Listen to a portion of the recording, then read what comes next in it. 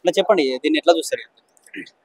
ఇది పగడాల ప్రవీణ్ గారు మరియు ఒక సువార్థికుడిగా, ఒక వక్తగా, ఒక ప్రసంగికుడిగా, ఒక ఎవాంజలిస్ట్గా గొప్ప సేవా పరిచర్యను తలపెట్టినటువంటి వ్యక్తి.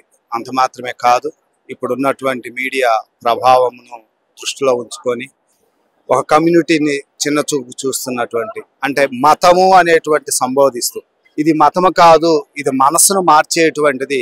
అంటే మన చెడిపోతున్నటువంటి బ్రతుకులను, చీకటిలో జీవిస్తున్నటువంటి యువతను ఒక మంచి వెలుగు జీవితంలో నడిపించేటువంటి దృక్పథాన్ని కలిగి ఆయన చక్కగా వారికి ఆయన వాక్చాతుర్యంతో ఒక వేదాంత విద్యగా చక్కగా వారితో మాట్లాడినటువంటి వ్యక్తి. అటువంటి వ్యక్తిని కోల్పోవటము శ్రామికులు కావచ్చు, ఇటు విద్యా వ్యక్తులు కావచ్చు, ఇటు సేవా పరిచర్యలో ఉన్నటువంటి పరిచారకులు కావచ్చు, వివిధమైనటువంటి వ్యక్తులకు చాలా బాధను, చింతను కలిగిస్తున్నటువంటి. ఎందుకు అంటే ఇటువంటి చర్య చాలా దురదృష్టకరం.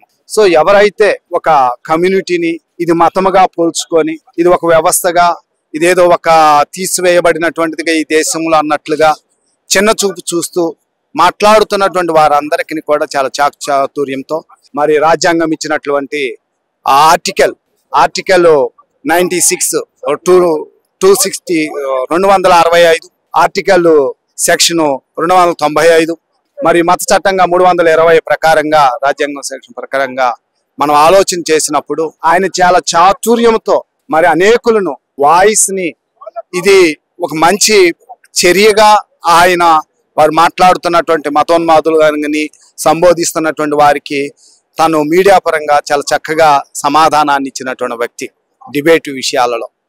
సో అక్కడ మనం చూసినట్లయితే 2 నెలల నుంచి తన మీద కక్షాపూరితమైనటువంటి దృక్పథాన్ని కలిగి తను ఏదైతే చేయాలనుకుంటున్నారో అటువంటి మీడియా పరంగా మనకు కొన్ని మెసేజ్లు వచ్చాయి.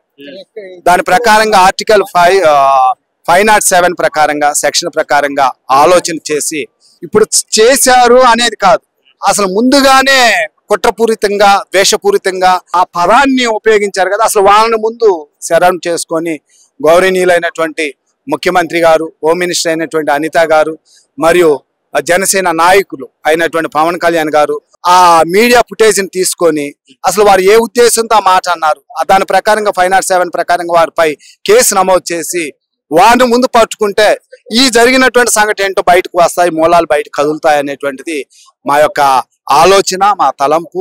క్రైస్తవులైనటువంటి ప్రతి ఒక్క బిడ్డ కూడా మరి చాలా వేదన చింతిస్తూ ఉంటున్నారు.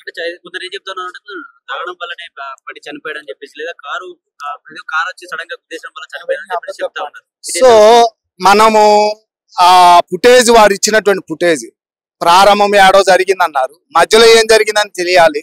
ఇంకొకటి తను హెడ్ బ్యాక్ సైడ్ ఉన్నటువంటి బ్లడ్ దెబ్బ తగిలిందని, బ్లడ్ బండిపై కారినట్టు, హీల్స్ కూడా బ్లడ్ ఉన్నట్టు కనిపిస్తుంది. అంటే ఆల్రెడీ ఆ ప్లేస్ కి రాకముందే తనకి దెబ్బలు తగిలాయి. ముందు డోమ్ లైట్ ఎలగట్లేదు.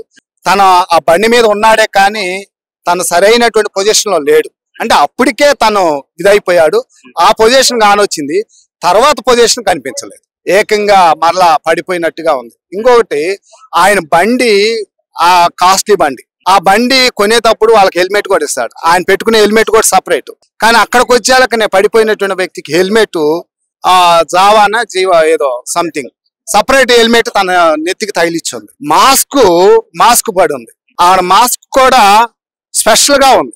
ఇంకొకటి అక్కడ ఎవిడెన్స్ కర్రలు కనిపిస్తున్నాయి. అంటే అక్కడ ఒక షాట్ అయిపోయింది, కొనపానంతో తప్పించుకొని వెళుతున్నటువంటి వ్యక్తికి మరలా మధ్యలో ఏదో జరిగి ఉన్నది.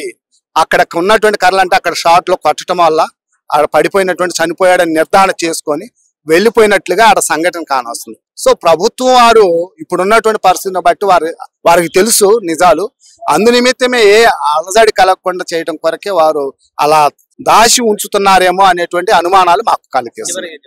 చివరిగా మేము చెప్పాల్సినటువంటిది ఏంటంటే, ఒక ఇప్పుడు ప్రజెంట్ డిప్యూటీ సీఎం గా ఉన్నటువంటి జనసేన పవన్ కళ్యాణ్ గారి మీద అనేక అనుమానాలు వస్తున్నాయి. అంటే వారు ఏమన్నా సహకారంగా, వారు ఏమన్నా ఇది బయటకు రానికుండా చేస్తున్నారు అనేటువంటి ఉద్దేశం ఉంటుంది ప్రతి ఒక్కరికి, యాజ్ ఎ క్రిస్టియన్ కమ్యూనిటీకి. సో మేము చెప్పాల్సినటువంటి విషయం ఏంటంటే, తాను ఇప్పుడు ఒక ప్రభుత్వంలో ఉన్నాడు, ఒక పార్టీ నాయకుడికి సపరేట్, ఒక వ్యవస్థని నడిపించేటువంటి వ్యక్తిగా, సమాజాన్ని నడిపించేటువంటి వ్యక్తిగా ఉన్నాడు. కాబట్టి తన వ్యవహార శైలి మార్చి తను చాలా హుందాగా ఒక ప్రభుత్వాన్ని, సమాజాన్ని నడిపించేటువంటి రోల్ మోడల్ గా ఉండాల్సినటువంటి వ్యక్తి కనుక తను ఒక ఫ్యాన్ గా కాకుండా, లేకుంటే ఇంకొక రీతిగా కాకుండా, తను ఒక మతానికి సంబంధించినటువంటి వ్యక్తి కాదు. ఇప్పుడు అన్ని మతాలకు సంబంధించి ఒక నాయకుడు, ప్రభుత్వాన్ని నడిపిస్తున్నటువంటి ఒక వ్యవస్థకి మంచి సుప్రీం లాంటి వాడు. సో ఆ వ్యక్తి చాలా చక్కగా తన ఎవరైతే తనను మద్దతు చేసుకొని కొన్ని కార్యక్రమాలు తలపెడుతున్నారు అటువంటి వారికి మంచి సజెషన్, నైతిక విలువలతో కూడినటువంటి సజెషన్ ఇవ్వాలనేటువంటిది మా యొక్క ఆకాంక్ష.